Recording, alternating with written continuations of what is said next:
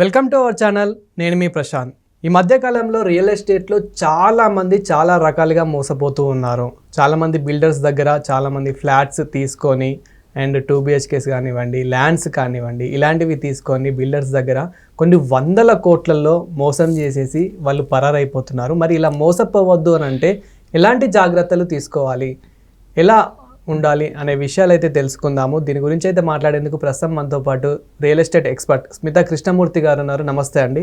నమస్తే మేడం, ఈ మధ్యకాలంలో మనం చూసుకున్నట్లయితే కనుక రియల్ ఎస్టేట్లో మేము చాలా మోసపోయాము. అంటే ఒక గ్యాంగ్ లాగా, అంటే వీళ్ళు కూడా టార్గెట్ ఎలా చేస్తున్నారంటే ఒకేసారి ఒక 100 మందిని టార్గెట్ చేసేసి వాళ్ళకి ఫ్లాట్స్ కానివ్వండి ఇలా రియల్ ఎస్టేట్లో చాలా రకాలుగా అమ్ముతూ ఉన్నారు. వీటిని వాళ్ళు కొంటూ ఉన్నారు. తర్వాత మేము మోసపోయాము, ఇదంతా ఒక 100 కోట్లు కొన్ని వందల కోట్ల స్కామ్ ఇదని చెప్పేసి ఇలా వినిపిస్తూ ఉన్నాయి. సో ఇలా మోసపోవద్దు అంటే ఏం చేయాలి? ప్రీలాన్ స్కామ్స్ అనేది ఇప్పుడు లాస్ట్ 2 to 3 years నుంచి చాలా వైరల్ అయింది హైదరాబాద్లో.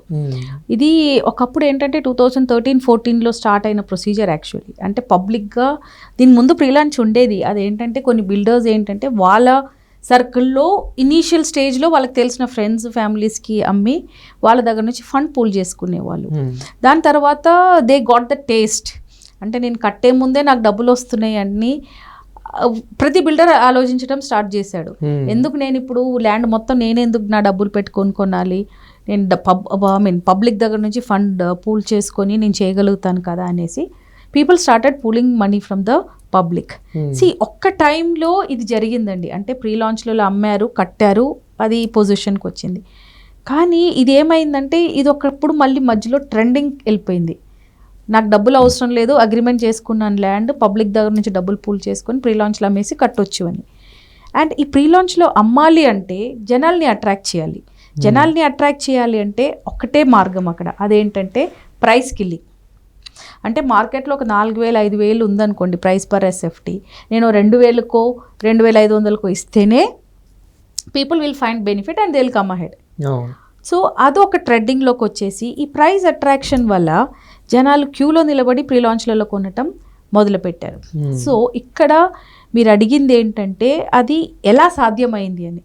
సో ఈ ప్రీ లాంచ్ స్కామ్స్లో మోసపోయిన వాళ్ళంతా middle class employees and lower middle class people.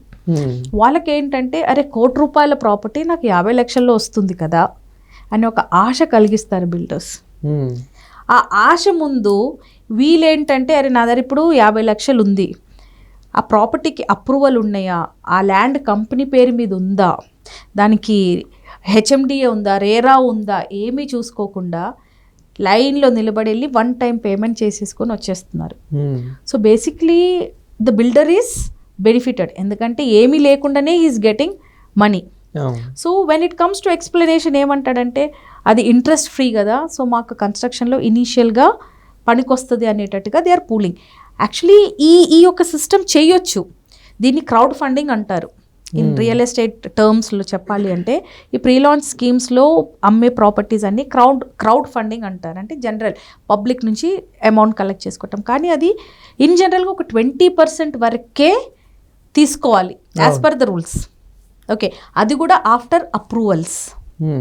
RERA approval ఉండాలి, HMDA అప్రూవల్ ఉండాలి. దాని తర్వాత ఒక 20% వరకు, ఇప్పుడు నా దగ్గర 100 ఫ్లాట్లు ఉన్నాయంటే 20 ఫ్లాట్లు నేను ఇనిషియల్గా అమ్ముకోవచ్చు అని there is a provision there. కానీ బిల్డర్స్ ఏం చేస్తున్నారు, 100కి 100% అమ్మేస్తున్నారు.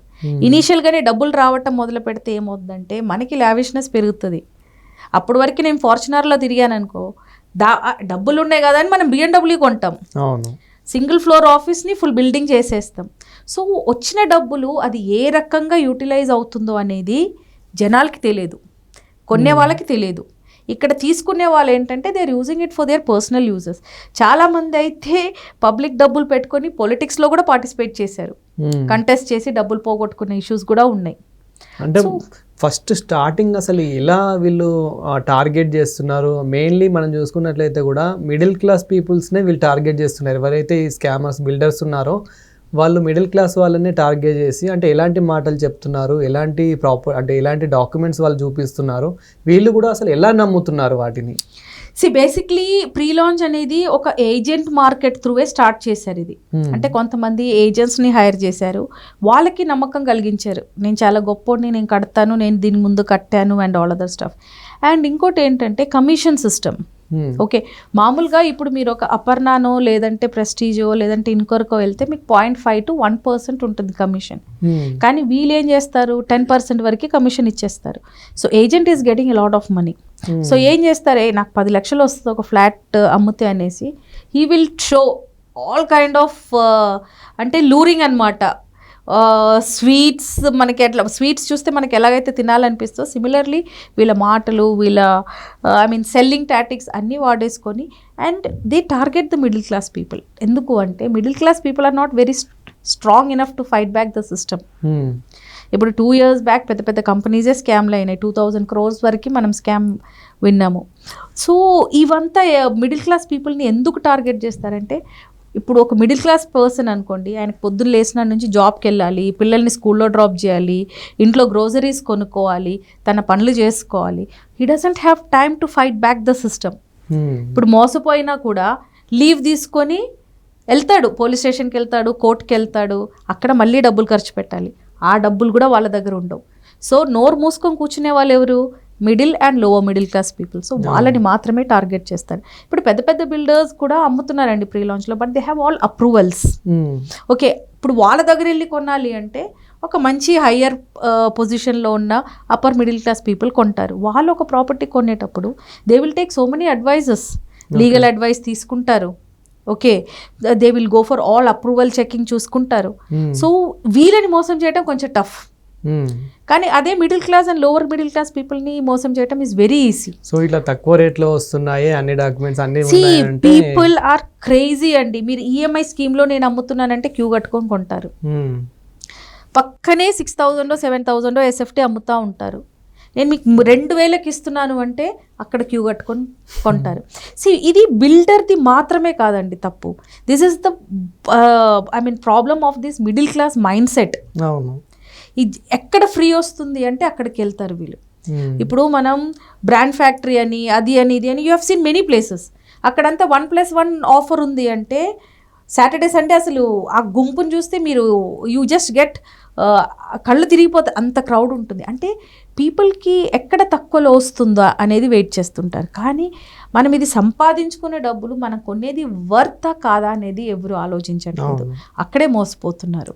సో మనమైతే ఇప్పుడు రియల్ ఎస్టేట్లో ప్రతి ఒక్క డాక్యుమెంట్ చెక్ చేసుకోవాలి, అండ్ మీరు అన్నట్టు లీగల్గా అన్నీ ఉన్నాయా లేవా అనేది అయితే చెక్ చేసుకోవాలి. 100% ప్రతి ఒక్కటి అయితే చెక్ చేసుకోవాలని అంటే it's not only checking the legal documents, but you also have to check whether if you are going to live in that area, live in that property, ఎలా ఉంటారు, ఆ కట్టినది కూడా కరెక్ట్గా కట్టారా లేదా అవి కూడా చెక్ చేసుకోవాలండి. ఇది రీసెంట్గా నాకు లాస్ట్ మంత్ ఒక family came for consultation. So when they gave us the property, అంటే బ్రాండెడ్ బిల్డర్స్ అనమాట వీళ్ళు. చాలామంది మా దగ్గర బ్రాండెడ్ బిల్డర్స్ దగ్గర కొనేటప్పుడు కన్సల్టేషన్కి రారు. నార్మల్ మిడిల్ క్లాస్ అండ్ ఒక నార్మల్ బిల్డర్స్ దగ్గర కొనేటప్పుడే ఎక్కువ కన్సల్టేషన్కి వస్తారు. When it comes to branded builders, high rise apartments కొనేటప్పుడు ఎవరు మా దగ్గర కన్సల్టేషన్కి రారు. కానీ రీసెంట్గా ఈ హైడ్రా మూవ్మెంట్ వచ్చినాక people started coming to us for branded builders also. కానీ when we check the documents, when we check the structural drawings, when we check the permission drawings, మాకు అర్థమయ్యేది ఏంటంటే హైడ్రా వచ్చింది, so people came to know about ఎఫ్టీఎల్లో ఉందా లేదని జనాలు check చేయడం మొదలుపెట్టారు. కానీ ఇప్పుడు హై రైజ్లు కొంటున్నారు, ఆ హై రైజ్లు కొని దాంట్లో ఉండదగ్గేటట్టు ఉన్నారా అని కూడా ఎవరు చెక్ చేయట్లేదు. ఎందుకంటే people are not checking for fire safety. అసలు ఫైర్ సేఫ్టీ ఉందా అనేది ఎవరు చెక్ చేయట్లేదు హై రైజ్ బిల్డింగ్స్లో. ఓకే, ఇంకొకటి ఫ్లడ్స్ వస్తే ఎలా ఎస్కేప్ అవ్వగలుగుతారు. ఇప్పుడు 70 లక్షలు ₹1 కోటి పెట్టి కార్లు కొంటున్నాం, సెల్లార్స్ 3, 4, 5, 4 వరకు వెళ్తున్నారు హైదరాబాద్లో సెల్లార్స్. అసలు నీళ్ళలో మునిగి చాలా మట్టుకి కార్లు పోయినట్టు ఉన్నాయి. ఎందుకంటే దిస్ ఇస్ న్యాచురల్ కెలామిటీ, మీ ఇన్సూరెన్స్ కూడా కవర్ అవ్వదు అక్కడ. So people are not checking all these things. ఇప్పుడు హైడ్రా వచ్చింది కాబట్టి హైడ్రా చెక్ చేశారు. సో ఈ ప్రీ లాంచ్లో స్కామ్స్ అయినాయి కాబట్టి డాక్యుమెంట్స్ కరెక్ట్ ఉన్నాయా, రేరా నెంబర్ ఉందా అని చెక్ చేస్తున్నారు. కానీ మన హైదరాబాద్లో ఎలా ఉన్నారంటే ఏదైనా ఒకటి బ్యాడ్ అవ్వనంత వరకు జనాలకి అవేర్నెస్ లేదు. ఎందుకు అంటే they don't go for advises. ₹1 కోటి పెట్టే ముందు ఒక 5,000 10,000 ఇచ్చి ఒక కన్సల్టెంట్ దగ్గరికి వెళ్ళరు, ఒక ప్రాపర్టీ అడ్వైజర్ దగ్గరికి వెళ్ళరు. That is what is happening with Hyderabad. So the more money the more big scams.